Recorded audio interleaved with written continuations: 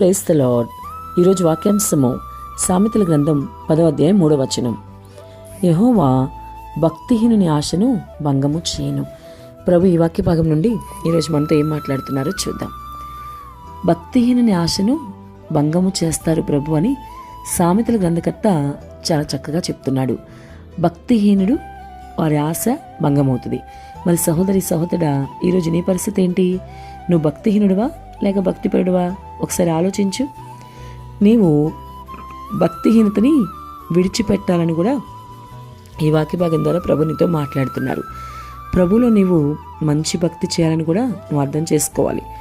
నీవు భక్తిహీనుడివి అయితే భక్తిపరుడుగా మారాల్సిన అవసరం ఉంది. అందుకే ప్రభు నీతో మాట్లాడుతున్నారు. నువ్వు చేసే భక్తి నీకు ధైర్యం పుట్టిస్తుందా లేదా? ఒకసారి ఆలోచించు. అది నీ భక్తిలో విశ్వాసం ఉంటే నీ భక్తి నీకు ధైర్యం పుట్టిస్తుంది.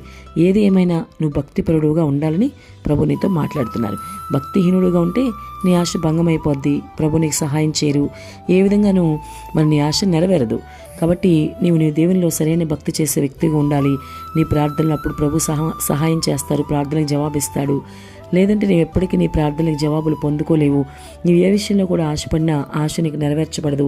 నువ్వు నీ దేవునిలో 100% విశ్వాసం ఉంచి ఆయనలో మంచి భక్తి నువ్వు చేయగలిగితే అప్పుడు తప్పకుండా ప్రభు నీ ఆశను నెరవేరుస్తాడు. అయితే ఎటువంటి ఆశ నువ్వు ఈరోజు కలిగి ఉన్నావు? ఈ లోక సంబంధిత ఆశలే కాదు, కానీ ప్రభువును చేరుకోవాలని, ఆయన రాజ్యంలో ఉండాలని, యుగయుగాలు ఆయనతో సంతోషంగా ఉండాలని ఇటువంటి ఆశలు నువ్వు కలిగి ఉన్నప్పుడు తప్పకుండా మరి దేవుడు నీకు సహాయం చేస్తాడు, నీ ఆశ నెరవేరుస్తాడు. అంతేకాదు భౌతికమైన విషయాల్లో కూడా నువ్వు ఏదైనా సరే మరి ప్రభువుని అడిగితే తప్పకుండా ఆయన ఉద్యోగ విషయమా, వ్యాపార విషయమా, కుటుంబ సమస్యల, వివాహ విషయమా, ఏదైనా నీ సమస్య ఏదైనా సరే నువ్వు ఏ విషయంలో ఆశ కలిగి ఉన్నా సరే నువ్వు అడిగితే ప్రభు నీకు సహాయం చేస్తారు. పైకి మాత్రం యేసునామాన్ని జపిస్తూ లోపల మాత్రం అన్ని సంబంధిత ఆచారాలు ఇంకా ఇలా నువ్వు చేసుకుంటూ పోతే అది దేవునికి ఎప్పటికీ కూడా ఇష్టం ఉండదు. కనుక నువ్వు ఎప్పటికీ దేవునికి ఇష్టడుగా ఉండలేవు. కాబట్టి దేవునికి ఇష్టమైన విధంగానే నీవు జీవించాలి. దేవునికి ఇష్టమైన విధంగా అంటే వాక్యానుసారంగా నీవు జీవించాలి. ఈ లోక విషయాల మీద కాకుండా పరలోకం చేరుకోవాలని గొప్ప ఆశ నువ్వు కలిగి ఉన్నప్పుడు తప్పకుండా ప్రభు నీకు సహాయం చేస్తారు. అటువంటి ఆశ నువ్వు కలిగి ఉండాలి. మొదటిగా గుర్తుంచుకోవాల్సిన విషయం ఏంటంటే ఎంత మాత్రమే నువ్వు భక్తిహీనుడిగా ఉండడానికి వీల్లేదు. మంచి భక్తి చేస్తూ భక్తిపరుడుగా ఉండాలి. ప్రభు యందు ఎప్పుడు భయభక్తులు కలిగి నీ ఆత్మీయ జీవితంలో ముందుకు సాగాలి.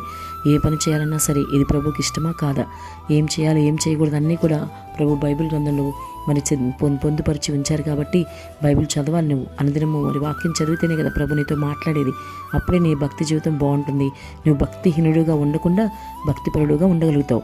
అంతేకాదు నువ్వు భక్తిహీనుడుగా ఉంటే ఎప్పటికీ నీ ఆశ నెరవేరదు, నీ ఆశ భంగం అయిపోద్దని కూడా వాక్యం సెలవిస్తుంది. కాబట్టి ఇప్పటి వరకు నీవు ఒకవేళ భక్తిహీనుడిగా ఉన్నా ఇప్పుడైనా మార్చుకో. నీ ఆత్మీయ జీవితంలో భక్తిపరుడుగా మారు. దేవునికి ఇష్టంగా జీవించు. పరలోకం చేరుకో. ఆమేన్.